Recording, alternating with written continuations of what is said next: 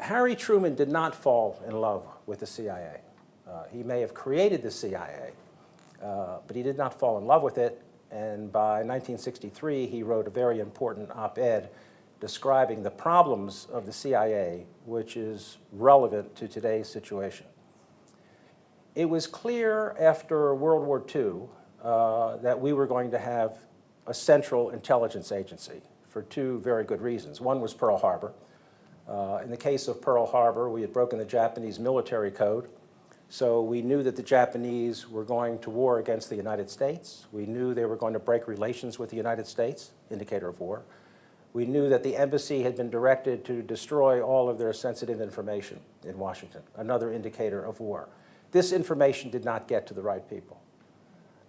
If it had, on any short list of possible targets, you would have to include Pearl Harbor and the Philippines. So this is a tragedy that did not have to happen in the way that it did. So 6 months after the war ended was when he sat down with intelligence types, most of them from the Office of Strategic Services, and began to talk about the need for an intelligence agency, never discussing the possibility of covert action or even clandestine operations, but putting the emphasis on intelligence analysis and clandestine collection of intelligence, which he thought were two legitimate functions for an intelligence agency. So 1947, when you get the National Security Act, which really is the act that still governs the national security architecture of the United States. In fact, you could argue it's time to go back and re-examine the National Security Act. But remember, it created the National Security Council, as we know it today. It created the Department of Defense. It created the United States Air Force as a separate service, and it created the Central Intelligence Agency.